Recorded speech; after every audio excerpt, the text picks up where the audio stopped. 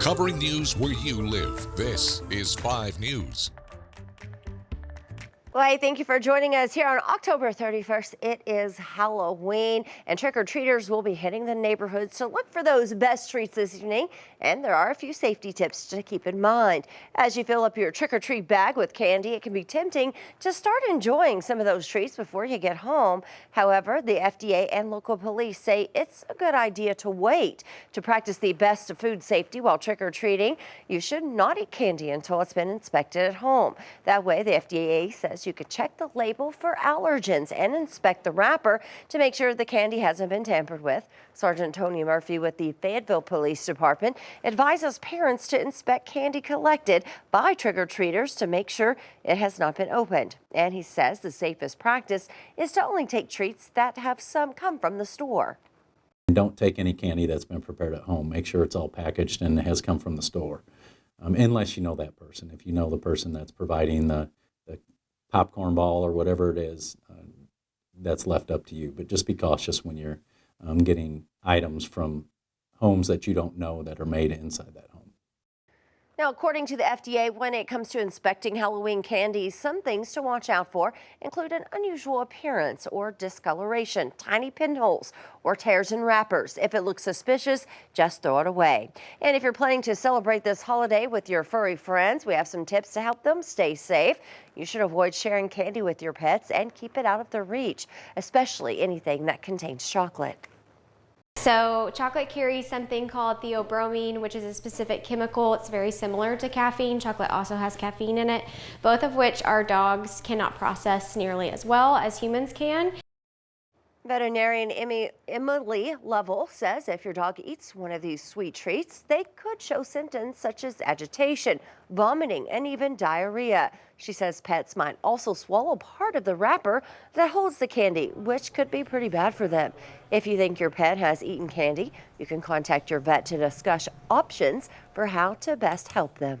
All right, let's send things over to meteorologist Zach Scott for a look at that forecast when those kiddos will be out trick-or-treating. Hey, Zach. Hey, Joe, it's going to be a chilly one. That is for sure. All right, so that chilly air started moving this weekend. It was definitely in place Monday. We're getting a reinforcing shot of that cold air as we go through our Tuesday because another front's moving through. We're not getting clouds. We're not getting rain from it. We just get that cooler air mass to be reinforced and then another round of some breezy north winds.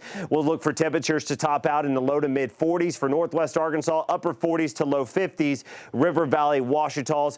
Again, we're going to be looking for north winds to be about 10 to 20 sustained. Gusts 20 to 25 miles per hour northwest Arkansas. Gusts overall 15 to 20 miles per hour River Valley and the Ouachitas. Again, it'll make it feel a little cooler. It'll feel more like the 30s today in northwest Arkansas. It'll feel more like the 40s in the River Valley. Here's a look at that evening outlook. We're in the upper 30s, low 40s by 5 o'clock for northwest Arkansas. Should see widespread 30s by 6. And then after we get past sunset, we'll continue to cool, working down into those lower 30s by 8 o'clock, with it feeling more like the 20s by 7 to 8 o'clock, with that north breeze still holding on about 5 to 15 miles per hour.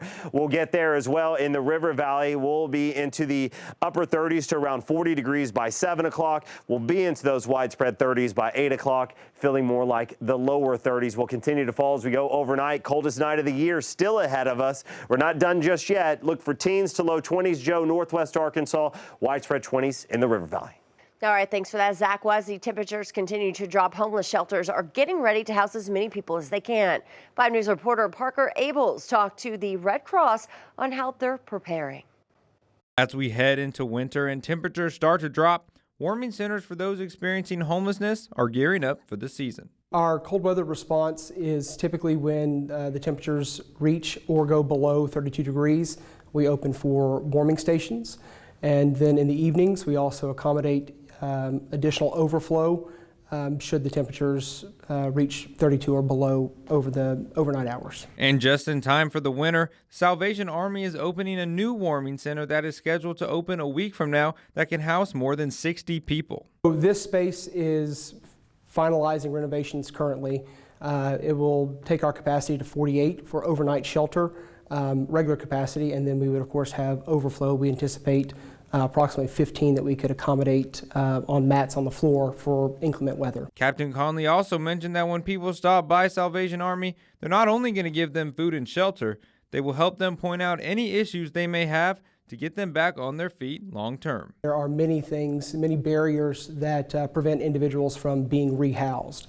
And so part of what our program is here is to help individuals identify those barriers and begin to address them. In Fayetteville, covering news where you live, Parker Abels, 5 News. Well, that's it for us here. Thank you for joining us. Make sure to catch up with us again tomorrow, right here at the same place for more. Have a great day.